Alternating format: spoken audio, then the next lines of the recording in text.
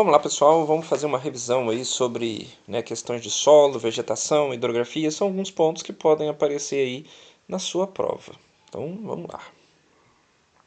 Então, o primeiro que eu coloquei aí foi a questão do uso da água, né? Então, quem mais utiliza água no processo industrial, né, ficaria com a agropecuária, né? No caso, mais até a agricultura. Então, a sociedade, né, ela faz usos, né, da água, né, tanto para a sobrevivência, né, a gente usa água para sobreviver, né, a gente não fica sem água, senão a gente morre, quanto para a realização de atividades econômicas, né? Então, principalmente com o uso, né, excessivo na agricultura, né, principalmente com a irrigação das lavouras.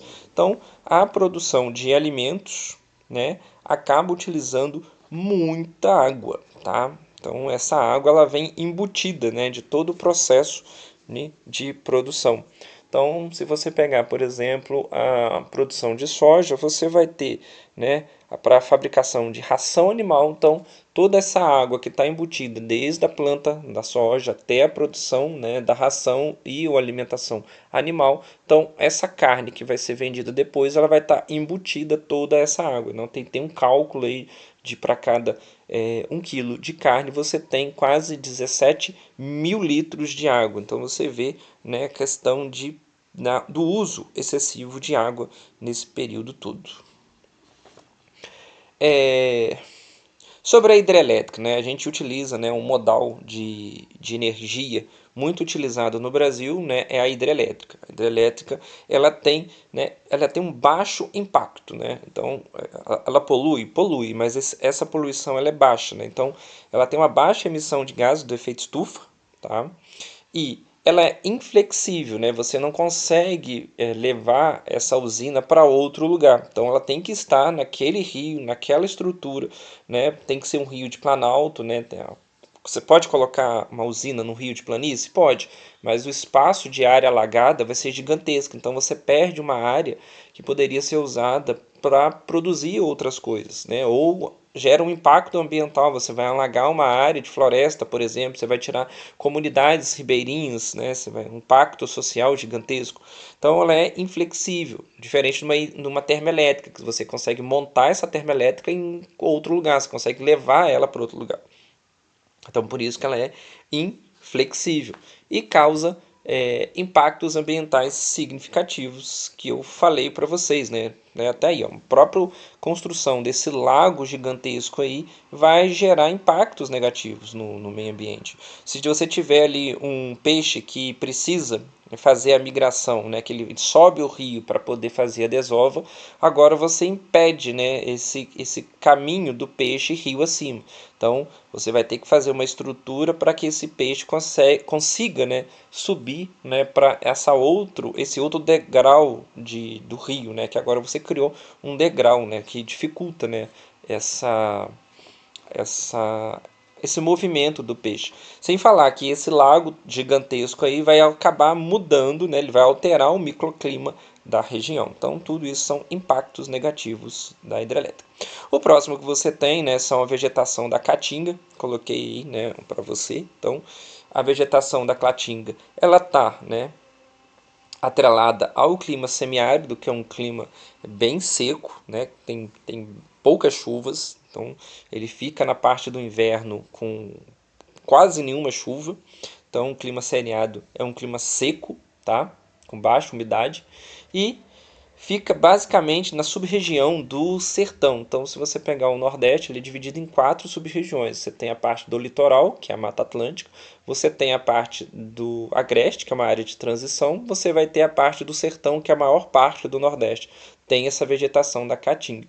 E você tem o meio norte, que é um encontro do Nordeste com a floresta amazônica, então você tem ali a mata dos cocais. Mas focando aqui na caatinga, essa vegetação adaptada a um clima mais seco, né? São plantas xerófitas, né? Com exemplo, cactos, são plantas mais esparçadas. Vegetação não tem uma cobertura densa, né? Você vê pela vegetação aí você consegue ver o solo. O solo já é mais, vamos dizer assim, mais nu, não tem uma grama, então é uma estrutura de vegetação que está atrelada a esse clima seco, né? Então é um clima que tem pouca água, então as plantas se adaptaram a essa baixa umidade, as plantas reverteram, né, a questão dos espinhos, né, são plantas adaptadas a esse clima seco. Próxima vegetação que eu coloquei para vocês aí é a vegetação de montanha, né? A vegetação de montanha, ela está atrelada a uma graminha. Então, aquela coisa, né? Quanto mais você sobe no relevo, menor vai se tornando a vegetação, tá? A tundra é uma vegetação de montanhas. E se você continua subindo na montanha, como o exemplo que eu coloquei aqui para vocês, você não vai ter vegetação alguma, porque o clima vai ficar tão inóspito e vai chegar ao ponto daquela umidade que está lá no topo, ela vai acabar congelando a estrutura. Então ali praticamente não tem como ter vegetação alguma. Então o topo das montanhas, se você pegar o Andes, né, Cordilheira dos Andes, se você pegar os Alpes Suíços, se você pegar a Cordilheira do Himalaia, você vai observar, né, que essa estrutura no topo, elas são congeladas. Então você não tem uma estrutura de vegetação.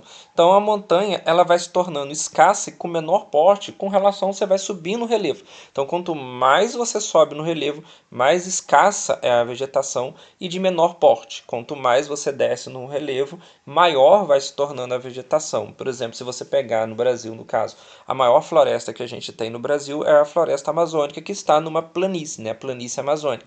Então você tem ali uma vegetação de grande porte. Beleza até aí?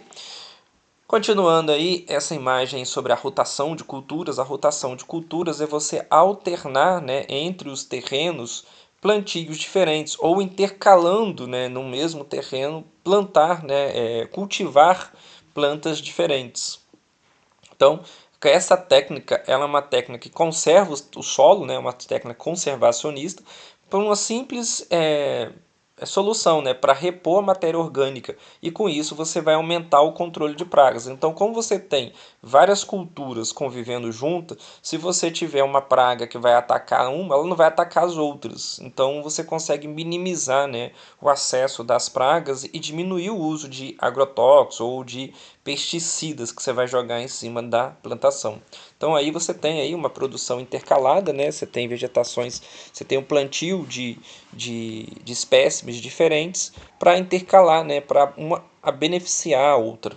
Ok? Então a rotação de culturas é isso. Você vai plantar espécimes diferentes dentro de um mesmo local para que isso você consiga aí, criar aí, repor nessa matéria orgânica e o controle das pragas.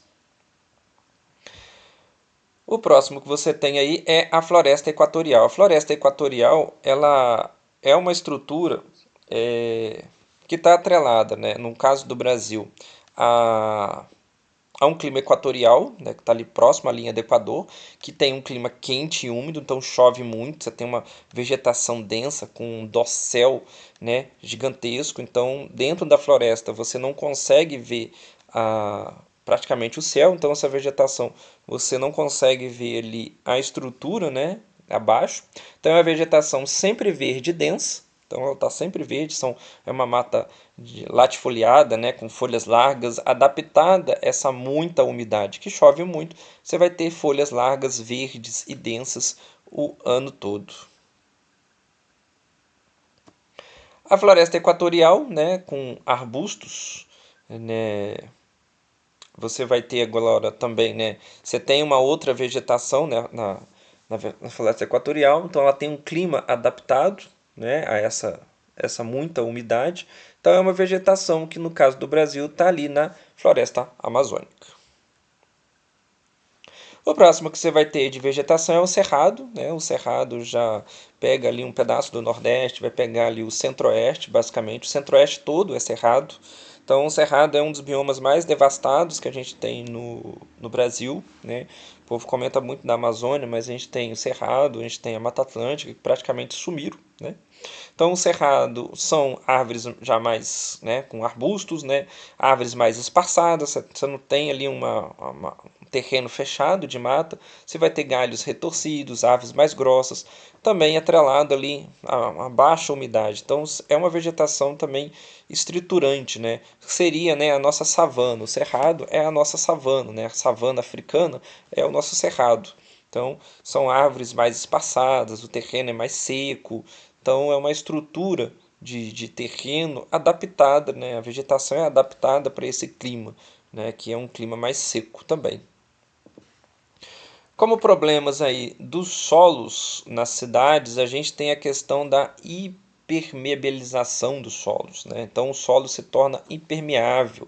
Então a água que cai, né, das chuvas, né, que cai nas cidades, para a gente passar muito asfalto ou passar muito concreto, né, nas calçadas e ruas, então a gente não tem uma absorção dessa água que acaba vindo das chuvas. Então isso gera questões de alagamentos, né? Então, o alagamento é aquela estrutura de água que acaba não sendo absorvida, né? A rede de captação de água pluvial não dá conta desse volume todo de água e a gente vê casos frequentes, né, nas grandes cidades de alagamentos, como mostrado aí na imagem. Então, esse é um dos piores, as principais dificuldades dos solos urbanos, né? Que os solos estão hipermeáveis, ok? Seguindo aí a questão do plantio, né, técnicas de conservar o solo, você tem o plantio direto. Plantio direto é você não fazer, né, você não vai arar, né, o solo. Você vai deixar o solo do jeito que ele está, né? Você vai aproveitar aquela palha do plantio anterior, né, da safra anterior, e vai plantar em cima daquela palha. Você não vai arar, você não vai revirar a terra. Isso você acaba aproveitando, né, aquela estrutura que ficou no solo. Então tá ali, ó, a principal característica da técnica de plantio direto é a semeadura do solo sem aragem, utilizando a rotação de culturas para preservar a estrutura da biodiversidade da terra. Então, duas vantagens dessa técnica são a conservação do solo, vai evitar a erosão, porque o solo não fica nu, né, não fica pelado, perdas de nutrientes, então essa própria matéria orgânica segura os nutrientes no solo, porque ela impede que a erosão seja levada, e você tem a melhoria da biodiversidade, então o solo ele mantém, né, aquela estrutura. E isso vai promover um ambiente mais equilibrado e sustentável para a agricultura. Então, a técnica de plantio direto está associada muito com a rotação de culturas. Então, são duas técnicas para poder você não perder o solo durante as safras. Como questão aí do ciclo da água, o ciclo da água é bem tranquilo de você entender. Então você tem aqui, deixa eu pegar aqui umas canetinha para poder.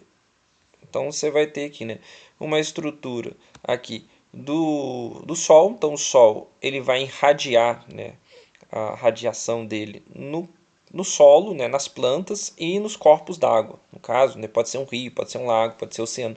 Então, se for na água, ela vai evaporar. Então, essa água vai mudar do estado líquido para o estado gasoso, vai para a atmosfera. As plantas causadas pela radiação vai acabar causando uma transpiração. Então, aqui você tem o evento de evapotranspiração.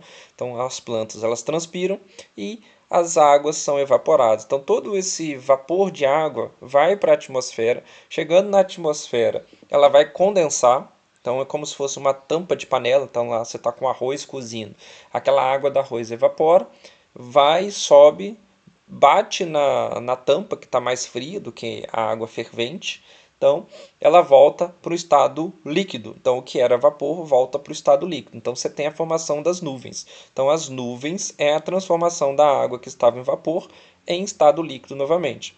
Então, você tem, né, elas vão se aglutinando, chegando no ponto de saturação dessa nuvem. Então, quando ela satura, né, ela fica numa quantidade tão pesada que a própria gravidade puxa essa água de volta. Então você tem a precipitação ocorrendo isso quando essa nuvem está saturada. Então você tem três tipos de precipitação. Você tem ela caindo em forma líquida, né? Ela virou de vapor para líquido e que vai ser puxada para a terra. Ela pode ter congelado muito rapidamente e aquela gota d'água ter virado uma pedra de gelo, né? Então você tem a precipitação em gelo. E você vai ter também, quando está muito frio, você tem ali, né, o vapor que está na nuvem acaba congelando. Então você tem o congelamento do vapor, você tem a queda de neve. Então você tem neve, gelo e água líquida. Então são as três formas de precipitação. Essa água vai cair nos solos, vai, né, cair, descer pelas montanhas, então ela vai causar uma infiltração, né? Ela vai adentrar de novo a rocha, vai adentrar e vai aumentar de novo os corpos d'água. Então, ela vai voltar, né, para essa estrutura. Então, você tem aí um ciclo retornando. Por isso que é ciclo, né? Tem um início e você retorna para o mesmo ponto até o ponto dessa água evaporar novamente e retornar, fazendo todo esse caminho de viagem que ela tinha feito. Ok? Bem tranquilo, né? Então, só para confirmar, então, um ciclo longo da água envolve o movimento da água entre a atmosfera, os oceanos e os continentes e os seres vivos. A água evapora dos mares, rios e lagos, formando nuvens por condensação. Depois, precipita-se em forma de chuva, neve ou granizo, infiltrando-se no solo ou escorrendo, né, para os corpos d'água. Parte dessa água é absorvida, né, por plantas e animais, renovando a atmosfera, retornando à atmosfera por transpiração e respiração. Outra parte segue para os aquíferos subterrâneos ou volta, né, para os oceanos, completando o ciclo. Bem tranquilo esse ciclo aí, esse desenhozinho aí, né? Qualquer coisa você para o vídeo, dá uma parada, vê se você consegue entender toda essa estrutura, né? Se você consegue guardar essa estrutura, mas é bem tranquilo, né? Essa estrutura toda. Seguindo aí, você tem o uso, né, o uso da água, né? Então, se não tiver, né, quem mais, né, as atividades humanas como desmatamento, poluição, uso excessivo da água, ocupação desordenada do solo, podem prejudicar a renovação, né, dos reservatórios naturais. Então, a gente pode destruir aquele ciclo da água. Então, para reduzir esse impacto no dia a dia, é possível, né, economizar água. Então, é um princípio que você vai economizar essa água. Você vai evitar o descarte do lixo, né, nos rios, nos córregos. Você pode, por exemplo, reduzir, né, o uso de alimentação à base de animais. Né? Você vai preservar áreas verdes, você vai não desmatar áreas, matas ciliares, né, em torno dos rios. Usar produtos biodegradáveis, né, que não vai ter impacto na atmosfera, que vai ser decomposto rapidamente. Apoiar práticas sustentáveis na agricultura e na indústria. Não consumir tanto plástico, diminuir o consumismo. Né? Então, tudo isso são práticas de conservar o ciclo hidrológico da água. Beleza, gente? Então passamos por alguns pontos, né? Algumas vegetações, não passei por todas, passei só por algumas, só foram três, né? Floresta Equatorial, o Cerrado e a Caatinga. Passamos pelo uso da água, passamos por algumas práticas de conservar o solo. Então, aí você viu alguns tópicos que podem estar na sua prova. Qualquer coisa, é só me mandar mensagem que eu tento te ajudar. No mais, sigamos. Fui!